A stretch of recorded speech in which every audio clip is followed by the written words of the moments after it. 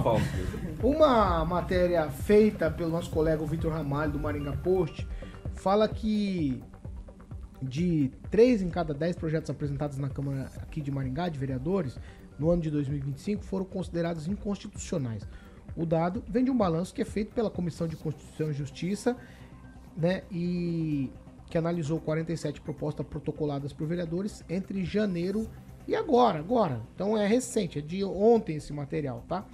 Desses 47, 17 receberam um parecer de inconstitucionalidade, ou seja, poderiam ferir a lei orgânica do município ou até mesmo a Constituição Federal ou leis estaduais.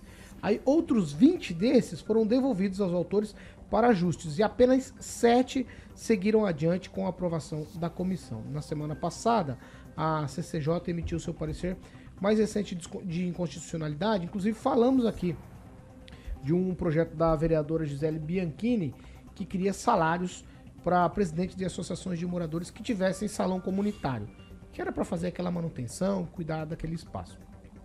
Nossa equipe entrou em contato com o vereador Flávio Mantovani, que é o presidente da CCJ da Câmara de Vereadores de Maringá. Ele fez um resumo do que acontece por lá na CCJ. Vamos ouvir.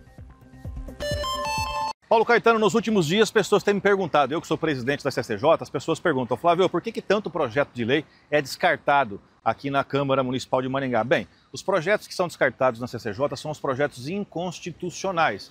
Ou seja, projetos que falam sobre gasto de dinheiro público, que isso deve vir do Executivo para cá, projetos que atropelam legislação estadual, legislação federal, tudo isso são projetos inconstitucionais que não adianta a gente tentar arrumar eles, que eles não vão passar aqui na Câmara. É claro que no começo de mandato a gente tem um volume maior de projetos circulando na casa, ainda mais que nós temos mais 8 vereadores aqui na casa. Mas é bom falar para as pessoas que um projeto, quando ele é no gabinete do vereador, ele é protocolado, ele passa por diversos setores da Câmara, que eu até fiz questão de notar. Primeiro ele passa no protocolo da casa, né?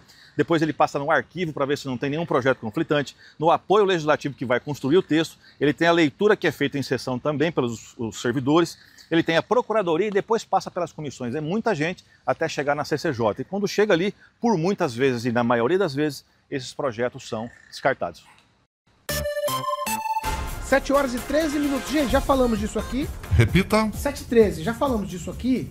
E aí, muitos mais, né? Então não tem passado nem na CCJ aqui. É, exatamente, Paulo. E aí o Flávio, ele fala muito bem, né, referente aí à CCJ. E eu não sei qual que é a resposta, né? Aliás, qual que é o fio, né, de toda a aparência da Câmara em si, em apresentar projetos que possivelmente seriam inconstitucionais e foram averiguados aí e pouquíssimos passaram, né? Será que é muita gente inexperiente, não tem uma orientação, né, às vezes da direção ali, da presidência, enfim, ou, né, a gente fica, né, pensando, os vereadores realmente será, e olha que tem bastante hoje formado em direito ali na Câmara, acho que se for pensar ali, deve ter o quê? Uns 4, 5 que são formados em direito, enfim, não é nem só por isso, mas pela condição realmente de entender o projeto, às vezes acaba sendo inconstitucional e mesmo assim apresenta. É o caso da vereadora Gisele Bianchini, que apresentou aquela situação, ela como, né, formada em Direito e também é vice-presidente da CCJ, entendeu mesmo assim. E eu acho que é interessante uma coisa, você jogar um projeto para passar, aliás, para você apresentar, só para dar uma resposta à população, dizer, ó, eu fiz minha parte, eles que queima o filme, né? Queima o filme de quem apresenta com certeza, porque a gente tá trabalhando com quem? Com um incapacitado realmente em entender que aquilo é inconstitucional. Não precisava, era só fazer uma busca no Google e entender que a legitimidade para quem apresenta o projeto daquele é do Executivo. Então, enfim, a resposta que nós temos da Câmara é que realmente muitas pessoas precisam aprender. E aí vai vir orientação de quem, Paulo Caetano?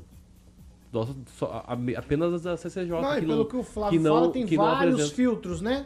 Eu já vou até embarcar aqui no Daniel. Daniel, vários filtros lá na Câmara para justamente barrar esse tipo de coisa, né? Com certeza, né, Paulo? Tem a Procuradoria da Câmara, né? Tem os advogados lá que podem estar auxiliando, assessorando, tem a presidência. Cada vereador tem o direito a 4 assessores e que cada um escolha da sua melhor maneira justamente para esse tipo de situação. Que cabe, principalmente aos vereadores que estão começando, é ter a humildade de ir lá Procuradoria da Câmara, conversar com vereadores mais experientes sobre o que pode, sobre o que não pode. Ninguém entra ali na Câmara sabendo tudo como acontece. Ali vai um tempo, vai um certo período para você saber qual realmente o que dá para fazer, o que não dá, o que pode ser um projeto, o que pode ser um requerimento, o que pode ser uma indicação. E ali a CCJ está na função dela. Claro que o Flávio é o presidente, ele é um advogado, ele também está ali à disposição dos outros vereadores para tirar as dúvidas, para conversar sobre projetos que vão bater ali e vão voltar ou para algum ajuste ou realmente ser inconstitucional. Então o que precisa mesmo é os vereadores abrirem um diálogo mais amplo ali internamente entre eles, principalmente os que estão falhando nesse tipo de projeto, para que não aconteça mais. Então acho que a Câmara dá todo um suporte, dá toda uma estrutura, basta o vereador querer utilizar. Ô, Edivaldo, em números absolutos, a gente está falando aqui de 47 projetos protocolados, no entanto, apenas 7 seguiram adiante aí depois de passar pela Comissão de Constituição e Justiça. O número efetivo de trabalho, nesse caso, de projetos, muito baixo. Paulo, eu vou discordar. Eu acho que é bem aceitável os números, até porque a função da CCJ é exatamente filtrar. 20 projetos foram devolvidos para adequações. Agora, não é isso que me causa, assim, surpresa. É quando o vereador propõe projetos, né, que é de competência do Executivo, que causa despesa aos cofres do município. Né? É claro, é muito claro isso. Essa acho que é uma informação, essencialmente, que o vereador deve ter. E detalhe, eles passam por um período de treinamento. Todos os vereadores, juntamente com seus assessores, passam por um período de treinamento. Mas acho que é preciso relativizar nesse momento, Paulo, considerando o início da gestão, eu não tenho dúvida que a maioria desses projetos de lei foram propostos por novos vereadores, a grande maioria. Até tem um caso relatado pelo Flávio Mantovani com relação àquela proposta do Luiz Alves. Eu conversava com ele lá um dia desse a respeito de tudo isso. Ele citava, quando eu vi na pauta o projeto do Luiz Alves com relação a disciplinando o uso de celulares em escolas municipais. O projeto foi proposto antes da lei federal. Então, mas curiosamente ele tem que entrar em plenário. Depois se suspende, acaba, mas tem que entrar, entra na pauta. Assim, eu acho que vão aprendendo, é um processo de aprendizado, especialmente os novos vereadores. Mas olha que coisa interessante, né? Agora, a enxurrada de requerimentos foi absurda. Foram mais de 1.500 requerimentos, inclusive a prefeitura chamou os vereadores, né, para uma reunião para que fossem mais assertivos com relação aos requerimentos. Porque o vereador, cada um propõe o mesmo requerimento. Tem um caso lá que eu achei muito curioso, proposto lá pelo filho do Altamir, não recordo o nome dele. O Diogo. O Diogo propôs, por exemplo, a reforma da ciclovia, 2 requerimentos, um da ciclovia da Alzira Zarur e outro da Mandacaru. Poderia ter juntado os dois, ou reforma das ciclovias. Então você tem 2 requerimentos tratando de assuntos, são convergentes, os 2 assuntos, né? Lógico que a Alzira Zarur e a Mandacaru se cruzam, né? Então, se você fizer, na verdade, é quase uma ciclovia só. Entendeu? Aí você vê projetos, por exemplo, da Kemi, regulamentando aquele negócio da poda das árvores, que resolveu um problema que a gente discutia nessa bancada, é tão simples, alguém apresenta um projeto, mas ninguém fez.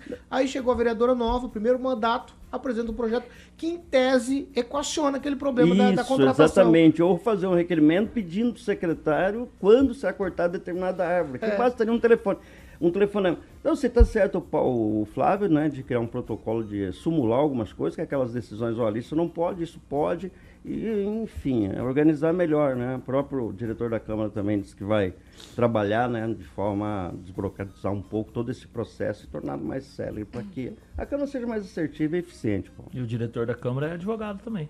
É advogado, Flávio Garbucho, foi candidato a vice-prefeito lá em Sarandi. Não, candidato a prefeito. Foi a prefeito?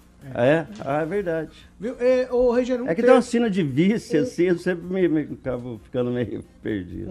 Um terço dos projetos rejeitados na Câmara pela CCJ.